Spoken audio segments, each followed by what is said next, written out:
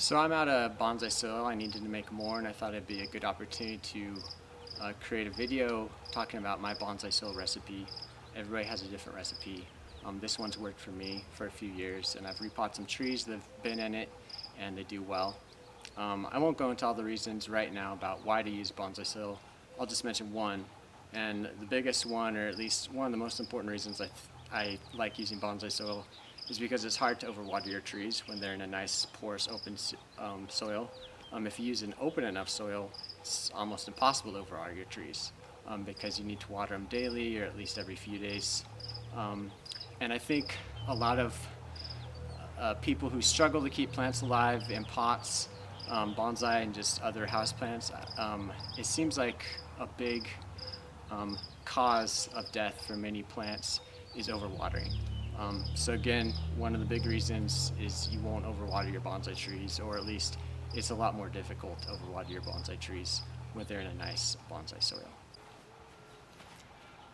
And to further or give an example of a reason to use bonsai soil, I'll tell this story about this tree. When I bought this tree, it was a pre-bonsai. It was in a pretty nice bonsai soil mix. I had it a few years, and I decided, okay, it's time to repot this tree. And I was skeptical about using, gravel. Basically, is what I viewed bonsai soil as. And I thought, no, it needs potting soil. So I put it in a potting soil. I think I did mix some like really fine sand in there, like playground sand, which, looking back now, I realized that did not help the drainage at all. And so it was in a pretty dense mix. And then, immediately that growing season after repotting, it didn't look as good. Then the next growing season, it didn't look good. I'll show a picture here of what it looked like during that time. And I kept it in that soil mix for a few years. And then finally, after the health had declined a bit, I thought, okay, I read some more, learned some more, and I thought, okay, well, I'm afraid I'm gonna lose this tree. I'm gonna try bonsai soil. So I read up, I can't remember exactly what mix I used, but I put in bonsai soil. And that growing season, it wasn't immediate. It did a little bit better, I thought, and I said, okay, maybe there's something to this. But then I do remember distinctly a full year after repotting it in bonsai soil. So the second growing season, it did way better. It just looked way better, it grew better, and I was convinced at that point, like, well, bonsai soil is the way to go. And then the next growing season, I think it did even better. And now it's been in bonsai soil for at least the last 5 years, and it's a lot happier in bonsai soil. So again, I highly recommend, especially if you have a problem overwatering plants, try bonsai soil. It might help the health of your trees. So here are the 3 ingredients that I use in my bonsai soil mix. I just use the 3, and I do basically equal parts of each. And I don't really tweak the mix. I just kind of put in what I have at the time. But I can get 2 of these locally, just 5 minutes from my house here. The first one is pumice. This I think this whole bag, 4 quarts, is only about $5 for me. So way cheaper than what I can get online. And here's what it looks like. My pumice that I get here is kind of this white gray color. Not my favorite. I wish it was darker, but whatever. It's cheap and it's a great ingredient. And a lot of bonsai soil mixes have pumice in them. So I do 1 part pumice. And the second one here is orchid bark. It's not bark made out of orchids. That'd be crazy expensive. This again is like maybe $5 or $6. This bag, 4-quart bag.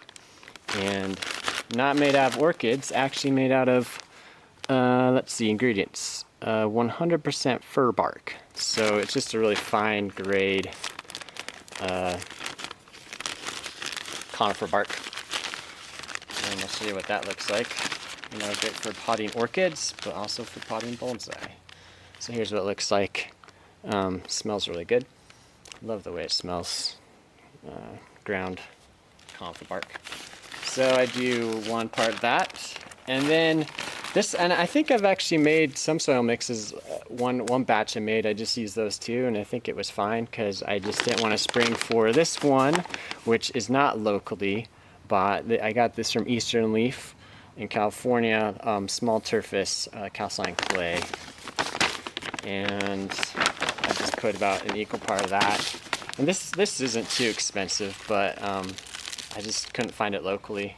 I want to include it, and again, I don't know if I really need it, but I've been putting it in, and they do a pretty good job, Eastern Leaf, of sifting it, but I re-sift it and get a little bit more out. So yeah, that's it. That's my 3 ingredients. So to get ready, I have just used it straight out of bag, and it's usually okay, but I generally like to sift too.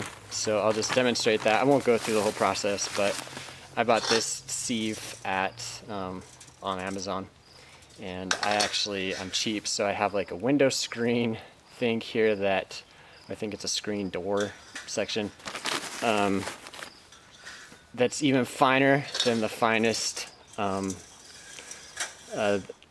grid that I got online with this. So I lose a little bit less of the soil because I don't mind there being kind of fines in there. But I want to get the finest of the fines out. So I'll just start with, let's start with pumice. So, simple process. I mean, I think everybody knows how to use a sieve, and I'm not going to show this whole thing. I'll do most of this off camera.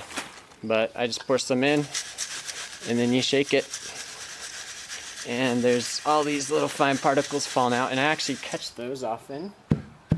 I like to catch the fines. I sometimes use them for really small plantings. One thing I don't do that I really probably should is some of these chunks are really big. They're like quite large, and I should actually sift out the really coarse grains too. But I don't bother. I should maybe start doing that. And I sift. And you can sift forever, sift for a little bit. I kind of like the process, kind of like bonsai. It's just this meditative thing. Nice and relaxing thing to do. It's not work. And I got just a few little fines in there, not too many.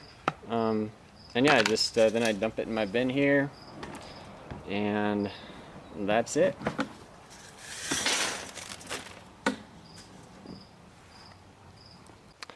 Alright, so I'm done sifting, and I'll show you some of the, here's the fines I sifted out.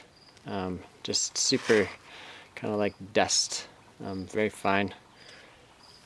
And here's what I'm left with in my bin now. I haven't mixed it that well. Just mix it up. And again, just smells great with that fir bark. But this is what you're left with. It's you know, some people don't call it soil, they call it substrate, which I think actually is probably a more apt word for it, because it's not really your traditional soil that you would find, you know, wherever in the world. It's very, very porous. Doesn't really, you know, stick together at all when you squeeze it. There's no compaction there. So yeah, and this mix has worked well for me for a few years now. Doesn't seem to lose its structure too much. The bark breaks down a little bit, of course. The turfus calcite, the clay doesn't seem to really break down, and yeah, the pumice definitely doesn't. But yeah, that's my soil mix.